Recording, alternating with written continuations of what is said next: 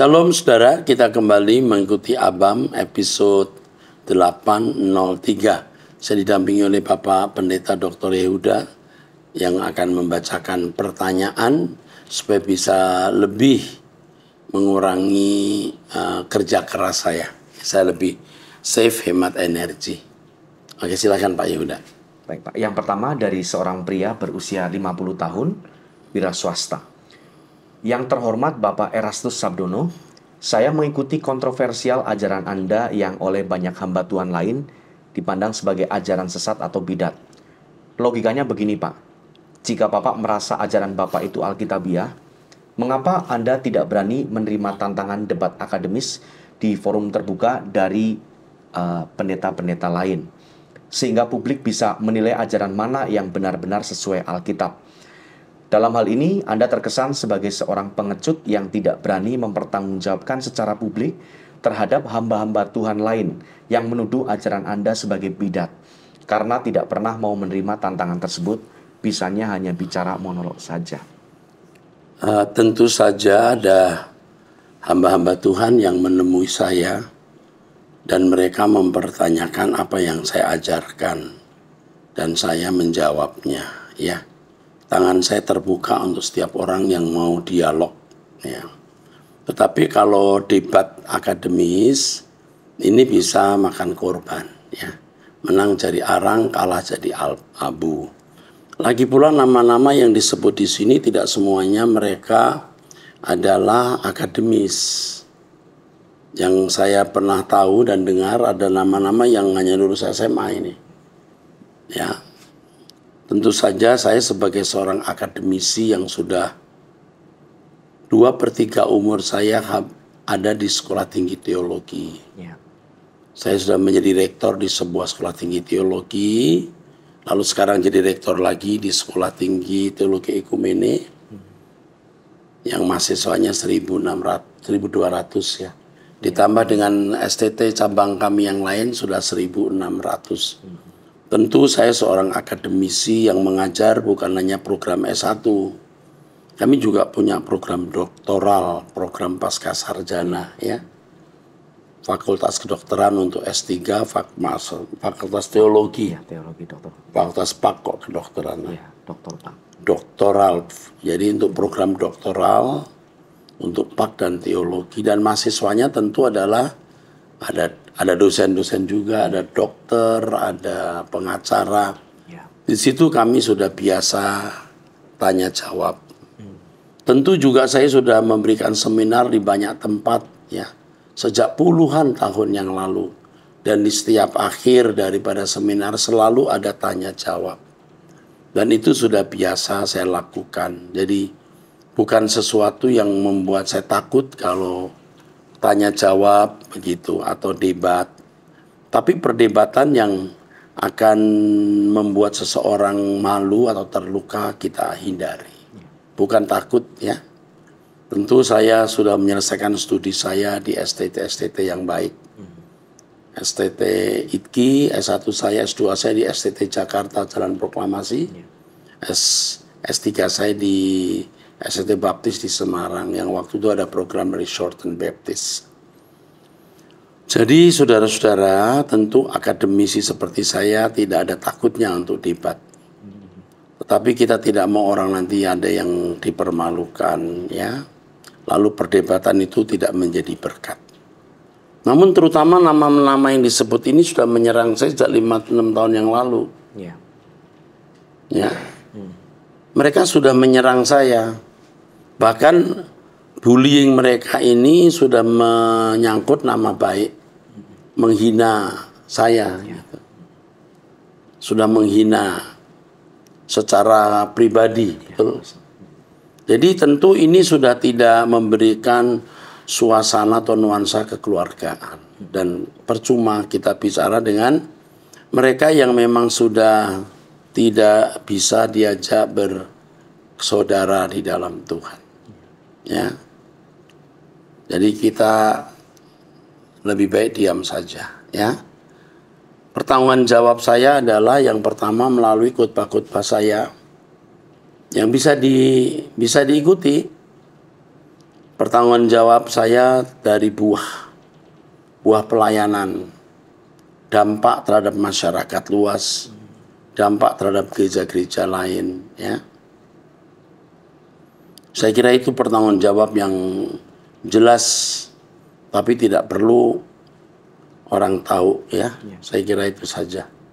Oke, terus Kak, pertanyaan dari orang yang sama, Pak. Dari orang yang sama, Iya, gimana? poin yang kedua, Bapak sebaiknya membuat agama baru saja jika tetap mengajarkan hal yang menentang iman Kristen yang sudah berabad-abad diimani secara turun-temurun oleh umat Kristen mainstream. Dasar iman Kristen kita Alkitab, bukan siapapun dan apapun. Kalau ada ajaran saya yang bertentangan dengan ayat Alkitab, boleh ditanyakan. Jadi nanti ada sesi kita menjawab pertanyaan mengenai Tritunggal, monoteisme, ya. Dan jawaban kami tentu dasarnya adalah Alkitab. Kita tidak boleh mengkhianati Alkitab, tidak boleh mengkudeta Alkitab. Dasarnya adalah Alkitab. Jadi kalau ada ajaran yang bertentangan dengan ayat Alkitab, harus ditunjukkan yang mana. Sebab kita harus back to the Bible, kembali ke Alkitab. Oke, terus. Ya. Poin yang ketiga, ajaran baru Anda itu hanya bisa diterima tanpa ada pertanyaan jika Anda bisa melakukan hal-hal mujizat seperti yang Yesus lakukan 2000 tahun lalu. Bukan mengandalkan pengakuan diri, hidup suci, atau memiliki harta yang banyak. Kami juga melakukan pelayanan yang disertai kuasa. Ya. Tetapi itu yang tidak kami expose. Ya, justru Rehobot ini dulu berdiri pada mulanya karena mujizat. Ya, tentu tidak perlu ditunjukkan karena kita tidak perlu membela diri. Kalau seseorang memiliki Roh Kudus, orang itu bisa membedakan yang dinilai ini orang benar atau orang salah. Jadi kalau si A ada Roh Kudus, dia menilai si B benar penilaiannya. Kalau si B nggak punya Roh Kudus. Tapi kalau si A tidak punya Roh Kudus, mau sebaik apapun si B, tetap salah. Kita tunggu pengadilan, ya. Oke, teruskan. Itulah beberapa poin dari saya, Pak, agar ajaran Bapak itu bisa diterima sebagai ajaran yang benar. Kiranya Roh Kudus memberikanmu hikmat pengertian yang benar pada ajaran Alkitab yang sejati. Ada 4 orang nama yang disebutkan oleh penanya, yang menurut penanya Anda andalkan sebagai pembela ajaran bidat Anda. Nah, ini salah. You salah. You menuduh dengan tuduhan yang salah. Saya tidak kenal nama-nama ini sebagian, kecuali 1 orang. 1 orang ini pun juga tidak saya suruh. Demi Tuhan. Demi Tuhan semesta alam. Tidak saya suruh membela saya di media sosial. Adalah penghinaan terhadap diri sendiri kalau saya suruh orang membela saya di media sosial. Nggak perlu. Karena terbukti sejak 5, 6, 7 tahun yang lalu saya dibully, tidak pernah juga orang bela saya diam juga. Jadi memang tidak pernah menyuruh orang membela saya. Kecuali 1 orang memang saya kenal. Itu pun tidak saya suruh membela. Yang lain ini lihat mukanya juga hanya lewat media, itu pun kalau orang tunjukkan. Jadi tidak pernah saya ketemu, tidak pernah saya bicara lewat telepon. Saya tidak kenal sama sekali. Ya. Kalau ada 1 di antaranya ini sekarang ke Rehobot, betul ya. Itu pun bukan karena saya suruh ke Rehobot, ke gereja yang saya layani. Jadi Anda keliru kalau saya mengandalkan orang membela saya atau menyuruh orang membela. Saya sudah tua, jadi tidak perlu dibela. Sudah makan garam lumayan, ya, sampai darah tinggi. Tidak perlu dibela, tidak perlu. Oke, teruskan. Ya, nama-nama 4 orang pembela ini menurut penanya, semuanya juga sudah dianggap sebagai bidat oleh hamba-hamba Tuhan sejati dari rekam jejak digitalnya. Jadi tidak heran jika orang-orang tersebut membela Anda. Bidat membela bidat, hal yang wajar. Pembelaan sesama bidat tidak membuat ajaran Anda menjadi benar menurut iman Kristen sejati. Begitu, Pak. Saya kira begini. Anda menuduh orang-orang ini bidat, ya. Saya tidak kenal mereka apalagi yang nama-nama itu tidak pernah ketemu ya. Saya tidak tahu apakah mereka bidat atau tidak. Ya. Saya cuma pernah mention nama-nama ini siapa sih kok bela saya di media sosial. Tentu dengan natural, saya tidak mengenal. Saya kira kalau kita tidak kenal baik orang, lalu kita menuduh bidat atau sesat, itu tidak patut. Ya. Etika dunia saja tidak patut, apalagi etika Allah. Ya. Kita menuduh orang pengecut. Ini juga harus ada dasar, hanya karena dasarnya tidak mau diajak debat akademis. Orang-orang yang membuli saya, tidak mungkin saya mau diajak dialog ya. Mereka sudah membuli saya sebelumnya. Sudah menyerang, bahkan menyerang nama diri. Lalu mau mengajak debat akademis. Dan di antara mereka, saya lihat, saya dengar katanya ada yang bukan dari latar belakang sekolah tinggi teologi. Ya. Bagaimana dengan saya yang memang hidupnya sudah ada di lingkungan sekolah tinggi teologi? Saya kira cukup ya. Kita teruskan aja. Ya, pertanyaan berikutnya dari seorang wanita usia 25 tahun menikah dari Sulawesi Tengah. Pak Pendeta Eras, saya mau bertanya. Suami saya buta kurang lebih 1 tahun lalu sampai sekarang karena minum alkohol. Dan divonis dokter tidak bisa disembuhkan lagi walaupun dibawa sampai di luar negeri. Jadi apakah menurut Pak Eras ini akibat dari suami saya sendiri ataukah takdir Tuhan? Karena sebelum kejadian ini saya berdoa memohon sama Tuhan agar suamiku bertobat dan berhenti mabuk-mabukan, tapi ternyata dia sampai buta. Terima kasih Pak Eras. Kalau sampai orang mabuk-mabukan, itu pasti hidupnya tidak benar. Ya. Kemungkinan besar ini disiplin dari Tuhan. Tapi tidak apa-apa.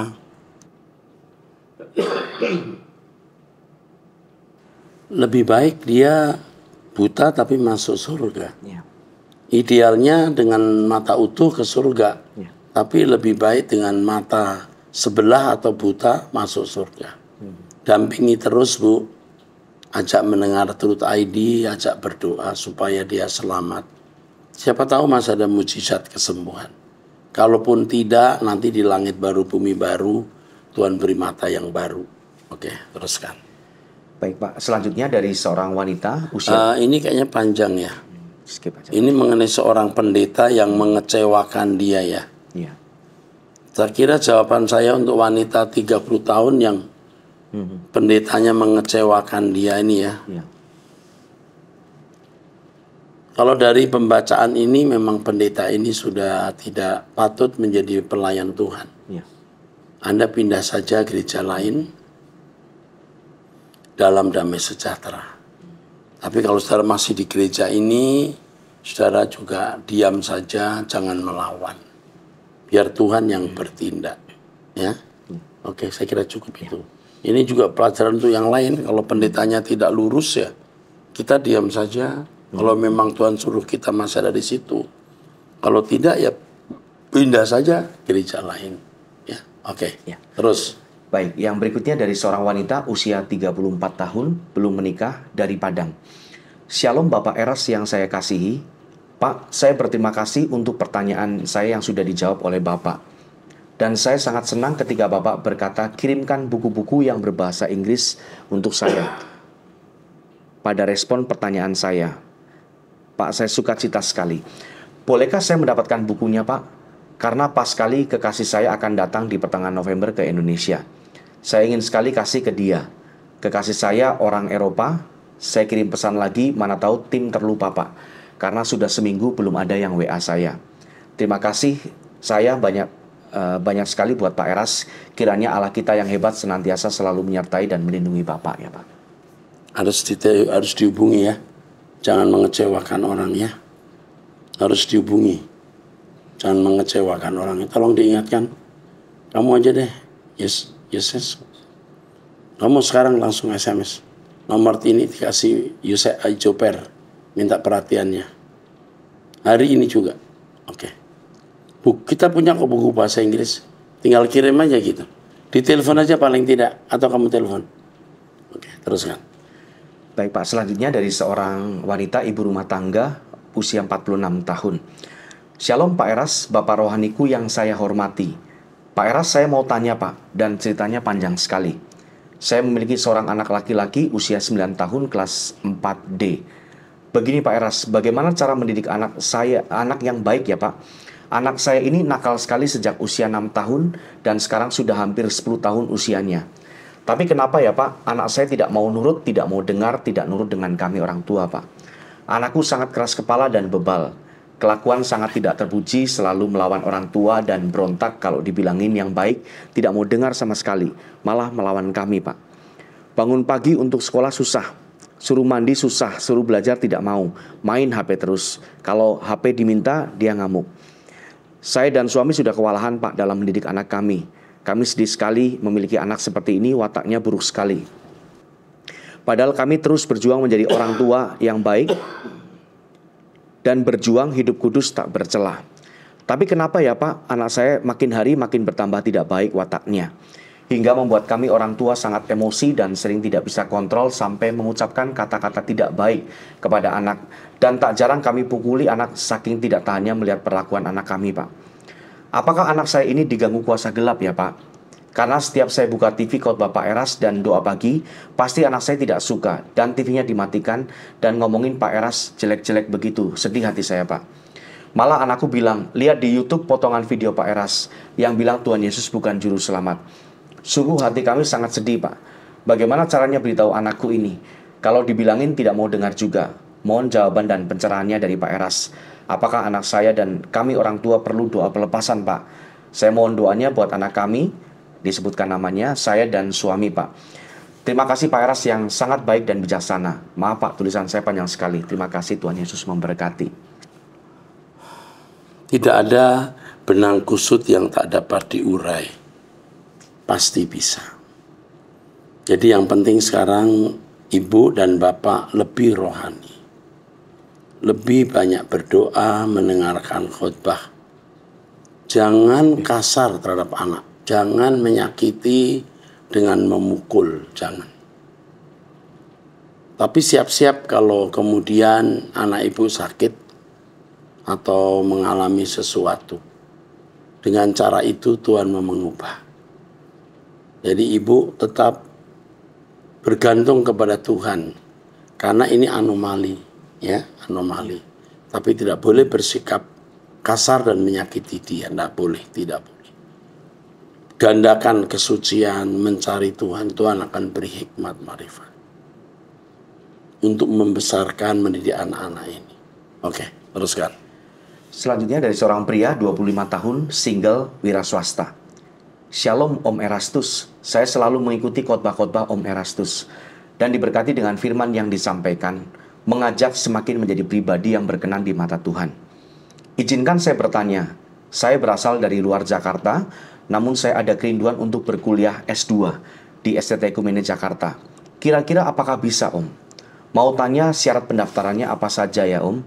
Dan apakah harus dari gereja GSKI atau tidak? Mau tanya juga apakah bisa dimulai daftar jika dari Januari atau Februari 2024 waktu pembukaan semester baru? Dan apakah harus menetap tinggal di Jakarta? Saya melihat di website, tapi kebetulan websitenya belum diperbaharui untuk tanggal-tanggal pendaftarannya. Terima kasih Om atas waktunya, kiranya Tuhan Yesus selalu memberkati Om Erastus dan keluarga. Nanti akan dihubungi, ini ada informasi yang bagus, pendaftaran tanggalnya belum diupdate ya, karena memang belum ya. Karena memang belum. Tapi nanti dihubungi ya. Dari pihak sekolah ya.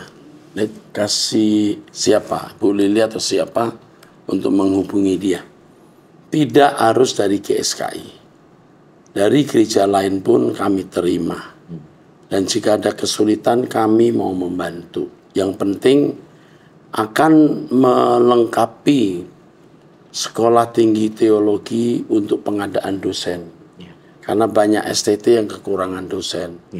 Seperti baru-baru ini ada STT yang mau akreditasi tidak punya dosen untuk S3. Nah, seperti ini lulusan kami banyak bisa diperbantukan. Ya, cukup bagus, kami sambut dengan tangan terbuka. Teruskan. Selanjutnya dari seorang wanita usia 32 tahun menikah di Riau. Shalom Pak Erastus, saya sangat bersyukur Pak bisa mendapatkan pengajaran dari Bapak. Semenjak saya mendengar pengajaran Bapak, saya mengerti apa arti tujuan hidup yang telah ditebus oleh Tuhan Yesus di tengah-tengah dunia yang saat ini telah banyak diombang-ambingkan dengan rupa-rupa pengajaran. Ternyata menjadi orang percaya dituntut banyak dan sangat berat dan bukan sembarang hidup. Puji Tuhan Pak, sekarang aku telah mendapatkan pengajaran yang sebenar-benarnya. Doa saya sehat-sehat ya Pak, panjang umur Pak Eras. Sebab di usia saya 32 tahun, orang yang pertama aku temukan mengajarkan tentang kebenaran adalah Bapak.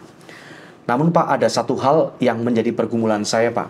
Sampai saat ini saya sering sekali bergumul dalam hati, bahkan saya sering seperti merasa diintimidasi.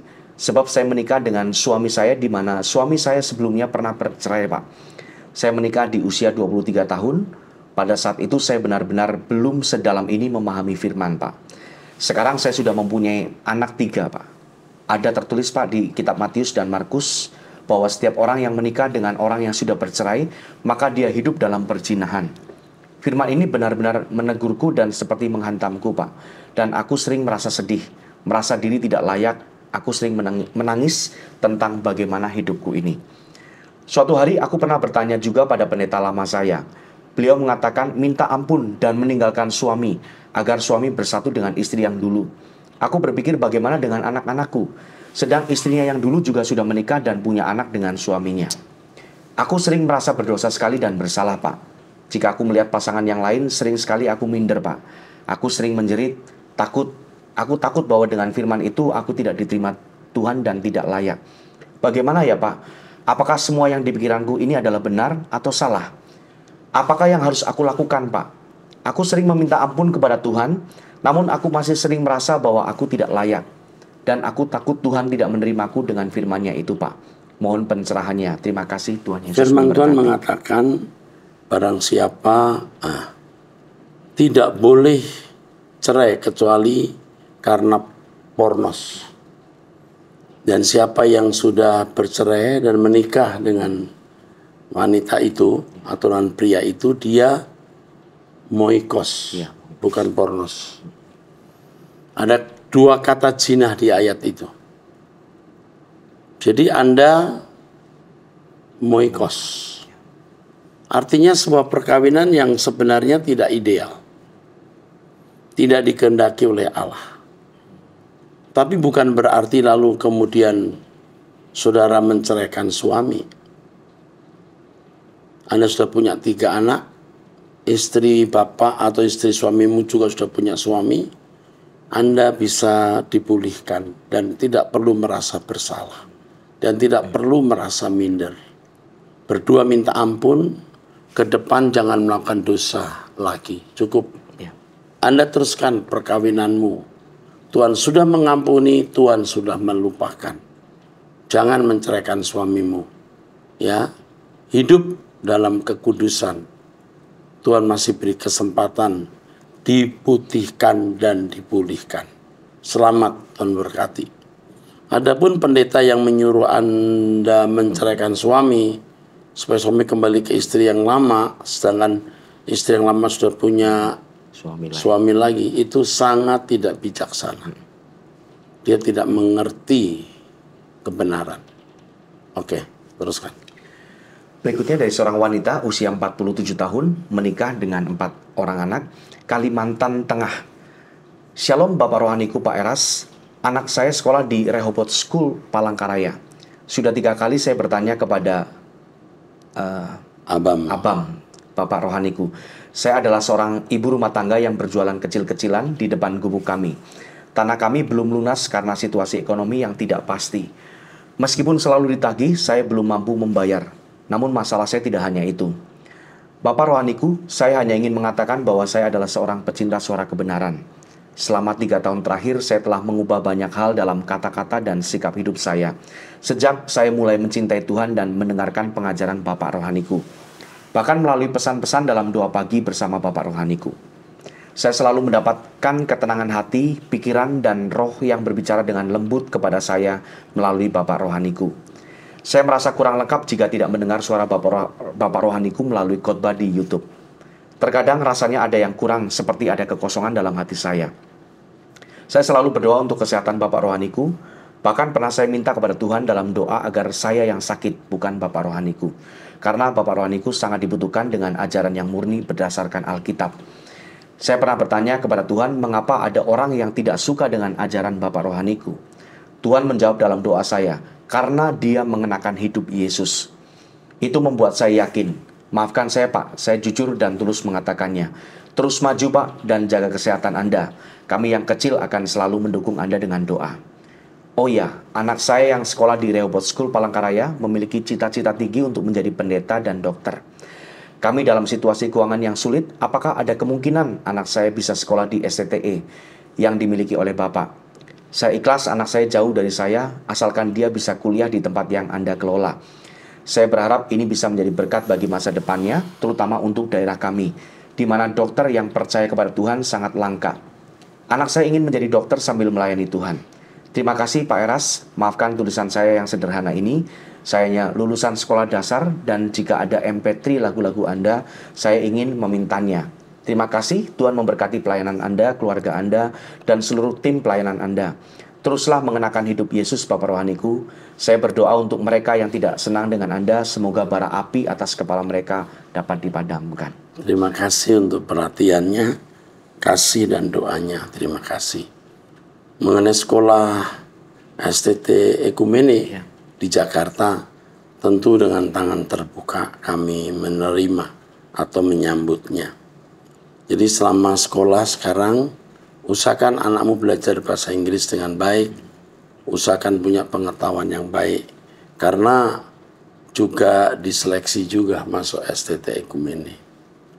Lalu mengenai menjadi dokter, ya didoakan, digumuli, karena dokter itu biayanya besar sekali, ya besar. Seandainya tidak menjadi dokter pun juga mestinya tidak masalah. Yang penting hidup kita berdampak positif bagi banyak orang, ya. Yang penting itu. Tetaplah setia mengikut Tuhan. Jadi jika ada kesulitan mengenai anakmu di Ekumene High School yang ada di Palangkaraya, hubungi kembali kami. Ya, apa yang saya bisa bantu, karena itu sekolah kami dan saya tetap pemimpin dari semua sekolah-sekolah ini. Oke, Tuhan memberkati. Selanjutnya dari seorang pria usia 68 tahun menikah. Nadab dan Abihu tewas di hadapan Allah. Apa salah dan dosa mereka? Terima kasih Tuhan Yesus memberkati. Ini kan yang memberontak itu kepada Musa kan? Coba dibaca dulu yang mana nih? Nadab yang mana nih? Oh, anaknya Harun, Pak. Nadab dan Abihu. Yang memegang itu. Api yang asing gitu ya Pak. Oh, bara api yang asing. Tidak menghormati Tuhan ya. Iya. Itu memberontak sebenarnya. Ini sikap memberontak. Jelas mereka tidak menghargai kekudusan Allah. Ya. Karena tidak menghargai kekudusan Allah, Tuhan hukum. Jangankan bara memegang itu kereta yang membawa tabut saja. Oh, iya. Itu pun dianggap tidak menghormati. Apalagi membawa perbaraan. Itu pemberontakan. Oke, cukup. Terakhir atau lagi? Ya. Pertanyaan berikutnya dari seorang pria usia 25 tahun, single, Jakarta. Shalom Pak, saya mau bertanya, bagaimana manusia dapat mendengar suara Tuhan dan apakah manusia dapat mendengar suara Tuhan secara audible? Terima kasih, Tuhan Yesus memberkati. Kita harus mendengar suara Tuhan, tidak boleh tidak mendengar. Tapi tidak selalu secara audible. Tidak selalu. Kita harus punya kepekaan untuk bisa mengerti apa yang Tuhan kehendaki untuk kita putuskan atau kita pilih. Pasti Tuhan bicara. Domba yang baik, domba yang mengenal suara gembalanya. Kalau orang tidak mendengar suara gembala, pasti sesat. Keputusannya banyak salah. Hidup suci bertumbuh dalam karakter Kristiani. Itu membuat orang peka mendengar suara Tuhan. Oke, sampai jumpa di episode 804 ya. Tolong berkati.